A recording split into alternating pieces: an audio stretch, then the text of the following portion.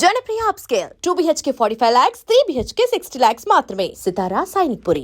ఇట్లా మొదటి నుంచి కూడా చిన్మయి గారికి అంతే ఆమెతో అలాగే ఉంటుంది అనుబంధం. మీరు కథలు మీరు అనుకున్న ఐడియాస్ చెప్పటం కానీ ఎక్కువ డిస్కస్ చేయను. నేను యూజువల్లీ చిన్మయికి ఇదంతా నాకెందుకు చెప్తున్నా, నాకేం తెలుసు, నాకు టెక్నికల్లీ ఇదంతా నాకు రాదు అంటది. సో, నేను యూజువల్లీ స్క్రీన్ ప్లే రాసిన తర్వాత చిన్మయికి చదవడానికి ఇస్తా. మొత్తం స్క్రీన్ ప్లే రాసిన తర్వాత ఇస్తా యూజువల్లీ. సో, అది. బట్ ఎక్కువ మా ఇంట్లో మా మధ్యలో సినిమా డిస్కషన్స్ తక్కువ సార్. ఓకే. చాలా తక్కువ. తను సింగర్ కాబట్టి సినిమా వరల్డ్‌లో ఉన్నా అది ఒక చిన్న వేరే ప్రపంచం అది. స్టూడియోలోకెళ్ళి పాడడం, ఎళ్ళిపోవడం అంతే. వాళ్ళకి మళ్ళీ ఎక్కువ సెట్‌కి రావడం గాని, ఈ యాక్టర్స్, డైరెక్టర్స్‌తో పరిచయం గాని అది ఎక్కువ ఉండదు. సో, వాళ్ళది తని ప్రపంచం అది. సో, ఎక్కువ సినిమా డిస్కషన్ రావు ఇంట్లో. అంటే మీ ఇద్దరికి ఒక చిన్న పోలిక ఉంది. అంటే మీరు దేని విషయంలో అయినా చాలా కూల్గా రెస్పాండ్ అవుతారు. ఆమె ఫైర్ ఫైర్ బ్రాండ్ చిన్మయి గారు. అంటే సొసైటీలో జరుగుతున్న ఏ ఇష్యూ మీదైనా ట్విట్టర్లో మెయిన్ బాగా ఫైర్ అవుతుంటారు. ఏంటి సార్ అంటే మీరు చెప్తుంటారా ఎందుకు ఇవన్నీ మనకు కొంచెం కూల్గా ఉండడం అని అలా? సార్ ఒక్కటి సార్, ఒక్కొక్కరికి ఒక సిట్యుయేషన్‌కి రెస్పాండ్ అయ్యే విధానం వేరేలా ఉంటది సార్. అది మనకి చాలా కావాల్సిన మనిషి అయినా సరే, మన వైఫ్ అయినా సరే, మన రేపు పిల్లలైనా సరే, మనం సజెషన్స్ ఇవ్వచ్చు. మరీ ఒకరిని కంట్రోల్ చేసి ఇలాగే ఉండాలి, అలాగే ఉండాలని చెప్పకూడదు సార్. అది ఏ రిలేషన్‌షిప్‌కి హెల్తీ కాదు. అది తను నాకు చెప్పినా హెల్తీ కాదు, నేను తనకు చెప్పినా హెల్తీ కాదు. సో, నేను ఇంకోటేంటంటే, వాళ్ళ ఎమోషనల్ స్టేట్ ఏంటి, ఒక విషయానికి వాళ్ళెలా రెస్పాండ్ అవుతున్నారనేది మనకెప్పటికి అర్థం కాదు. సో, నేను చెప్తా చాలా సార్లు తనకేంటంటే, నేనొకటేం చెప్తానంటే, "నీకెందుకు కోపం వస్తుందో నాకు అర్థమవుతుంది. అవి కొన్ని చూస్తే నాకు సుర్రుమని కోపం వస్తుంది. నేను కాదనట్లేదు. ఒక పని చెయి. నీకు వెంటనే రిప్లై చేయాలని ఉంది కదా! రిప్లై చెయి. రాసుకో. ట్విట్టర్ అనుకో, లేకపోతే ఇన్‌స్టాగ్రామ్ అనుకో, నువ్వు రైట్ చేసుకో. డ్రాఫ్ట్‌లో సేవ్ చేసేయి. నెక్స్ట్ డే మార్నింగ్ లేచి ఇంకా నీకది పంపాలని అనిపిస్తే అప్పుడు పంపు" అంట. చాలా సార్లు ఆపుకుంటది. ఓకే. నేను సజెషన్‌గా చెప్తా. ఎప్పుడు నేను ఫోర్స్ చేయను. చాలా సార్లు తనే, నేను చెప్పకుండా తనే వీడికి రిప్లై ఇవ్వడం ఎందుకులే అని ఆపుకుంటది. కొన్ని సార్లు బాగా ట్రిగ్గర్ అయితది. సో, ఒక్కొక్కరు వేరు వేరు సార్. నాకు అది డీల్ చేసిన విధానం వేరు. తను డీల్ చేసే విధానం వేరు. సో, కొన్ని సార్లు ట్రిగ్గర్ అయితది. ట్రిగ్గర్ అయ్యాక పెట్టాలనిపిస్తది. పెట్టేస్తది.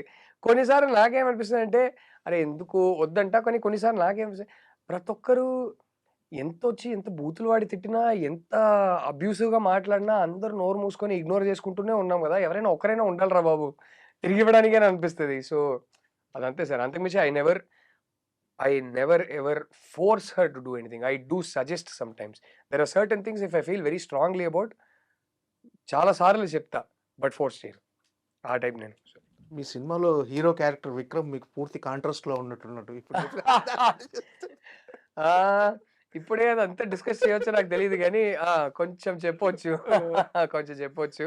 మీరు సినిమా చూసాక మళ్ళీ మనం ఇంటర్వ్యూ చేద్దాం. అప్పుడు డీటెయిల్డ్‌గా డిస్కస్ చేద్దాం.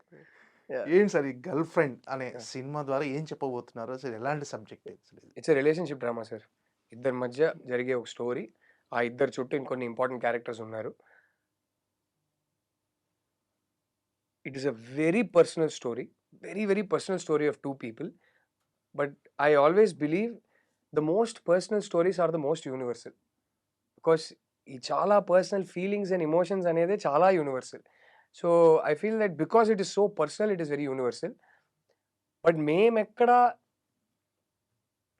ఆ! జనాలు మారాలి, మీరు నేర్చుకోండి అలాంటిది ఏం నీతులు చెప్పట్లేదు. ఏం లెక్చర్స్ లేవు సినిమాలో. వీళ్ళిద్దరి మధ్య ఏం జరిగిందని చూపిస్తున్నాం. కానీ నా నమ్మకం ఏంటంటే ఆ కథ చూసి ఇంటికెళ్తుంటే కార్‌లోనో, బైక్‌లోనో ఇంటికెళ్ళిన తర్వాత డిన్నర్ చేస్తూనో ఆలోచిస్తారు. ఆ క్యారెక్టర్స్ కొన్ని రోజులు మనతో పాటు ఉంటారు. ఆ సినిమాలో జరిగిన సంఘటనల గురించి ఆలోచిస్తారని నమ్మకం ఉంది. ఆలోచించి ఏ టేక్ అవే తీసుకోవాలో అది జనాల మీద వదిలేయాలి. మనం రుద్దకూడదు. ఓకే. సో, అలాంటి సినిమా. మోర్ ఇంపార్టెంట్‌లీ ఒక చాలా honest, real rooted cinema. It will feel అంటే దీనిప్పుడు ట్రైలర్ చూసారు కాబట్టి నేను కొంచెం ధైర్యంగా చెప్పొచ్చు. లేకపోతే ప్రతి ఒక్కరు అదే చెప్తారనుకుంటారు.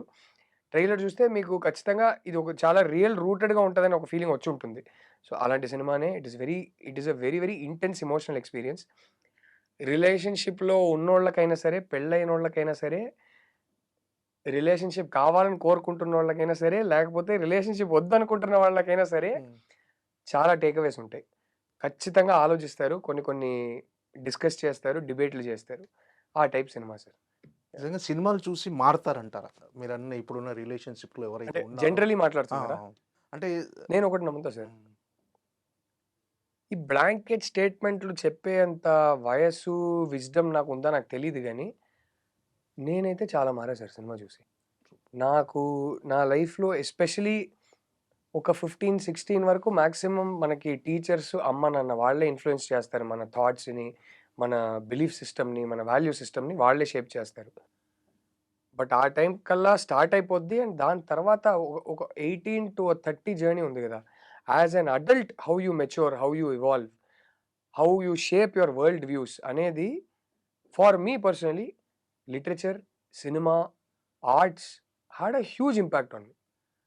Travelling had a huge impact on me. నేనైతే మారాను సార్. సినిమా చూసి నా థాట్స్ చాలా మారినాయి. నా బిలీఫ్ సిస్టమ్స్ మారినాయి.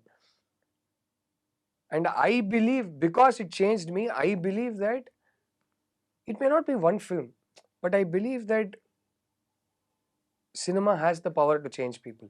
If it is a very personal film, it may change one person or two people or three people. Or for some other people ఒక cinema కాదు కొన్ని వందల సినిమాలు చూసి దాంట్లో ఉన్న ప్యాటర్న్స్ వల్ల వాళ్ళు సబ్కాన్షియస్గా ట్రైన్ అవుతారు సార్, కండిషన్ అవుతారు. ఇది నేను నమ్ముతా. ఇంకోటి నిన్నే నాకు ఎవరో చెప్పారు, సినిమా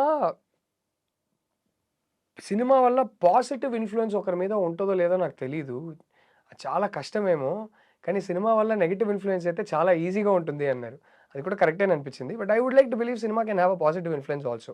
సో ఖచ్చితంగా ఆ ఆన్సర్‌కి నాకు ఐ మీన్ ఆ క్వెషన్‌కి నాకు ఆన్సర్ అయితే యెస్. I believe that. అంటే ఏ విషయంలో మారారు మీరు? అంటే చేంజెస్ ఎక్కడ చూసారు? అంటే సో మీలో మెనీ థింగ్స్ సార్. హ్మ్. అంటే మనము ఒక ఏజ్ వరకు మనం ఒక కోకూన్‌లో ఉంటాం సార్.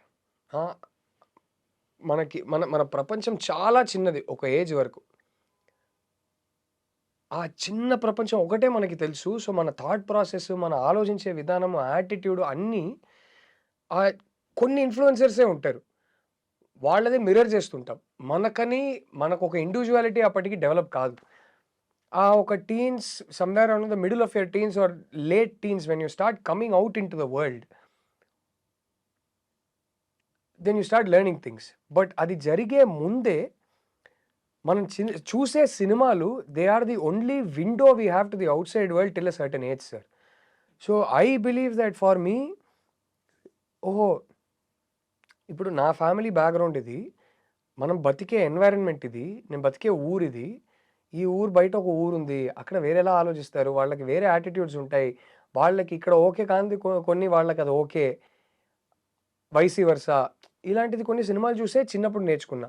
దాని తర్వాత నా నా మిడ్ 20స్, ఎర్లీ 20స్‌లో మీరు చూస్తే my political views, my social views, my views on gender, my views on religion, cost, all these things, the kind of films I watched, the kind of literature I read had a massive influence on me, sir, for sure. So in that sense, like for example, I think నేను నమ్మే ఒక philosophy ఏంటంటే, as much as possible మన వల్ల అయ్యేది మన చుట్టూ ఉన్న ఈ ప్రపంచం, మన ప్రపంచంలో ఎంతమంది ఉన్నారో this world should be an equal world. Equal అంటే ఎకనామిక్‌లీ అందరు ఈక్వల్ కాకపోవచ్చు. But respect, exposure or rather accessibility to education and accessibility to opportunity, ఈ మూడు I feel like it should be equal. So these are things that I think cinema shaped me, literature shaped me. Or when it comes to religion, I started watching films and I started understanding that be it religion, be it caste, it can be positively used to unite people and give them a sense of belonging and brotherhood, but it can also be used to divide people and create friction. So then what do you want to be? And lots of times many films have answered that question for me. ఇప్పుడు cinema అనేది మనం ఇప్పుడు ఒకే cinema మీరు 15లో చూస్తే మీకు వేరే takeaway ఉంటది. 25లో చూస్తే వేరే టేక్‌అవే ఉంటది. ఆ సినిమా మారలేదు. అదే సినిమానే ఉంది. కానీ మన లైఫ్ ఎక్స్‌పీరియన్సెస్ బట్టి మన టేక్‌అవేస్ మారతాయి. సో ఒకే సినిమా చూసి ఇద్దరు వేరే వేరే టేక్‌అవేస్‌తో బయటికెళ్ళొచ్చు. But my takeaways were this. The kind of films I watched and what resonated with me. ఇప్పుడు అదే ఆపోజిట్ ఫిలాసఫీ ఉన్న ఒక సినిమా చూసి ఇంకొకరు ఇన్‌ఫ్లూయెన్స్ కావచ్చు. బట్ ఆ ఇన్‌ఫ్లూయెన్స్ అయితే ఉంటుందని నేను నమ్ముతున్నా సార్. ఇట్లా ప్రజెంట్ సొసైటీలో ఉన్న లవ్ స్టోరీస్ కానీ అంటే మీకు తారసపడిన లవ్ స్టోరీస్ కానీ ఇవి రిలేటెడ్ అవుతాయా ఈ సబ్జెక్ట్కి ఎక్కడైనా కనెక్ట్ అయ్యే అవకాశం ఉందా? ఎలానంటే చూడండి ఇలా జరుగుతుంది సమాజంలో, చూడండి అబ్బాయిలకి ఇలా జరుగుతుంది, చూడండి అమ్మాయిలకి ఇలా జరుగుతుంది అని ఏం చేయలేదు కానీ విక్రమ్కి భూమాకి మధ్యలో ఇది జరుగుతుంది. కానీ వాళ్ళ మధ్యలో జరిగే స్టోరీ చాలా పాయింట్స్ కవర్ చేస్తాయి. ఆ పాయింట్స్ చూసి అంటే అవి జరిగేటప్పుడు విక్రమ్ ఒకలా రియాక్ట్ అవుతున్నాడు, భూమా ఒకలా రియాక్ట్ అవుతుంది. ద గర్ల్ ఫ్రెండ్లో దీక్షిత్ ప్లే చేసే క్యారెక్టర్ పేరు విక్రమ్, రష్మిక ప్లే చేసే క్యారెక్టర్ పేరు భూమా.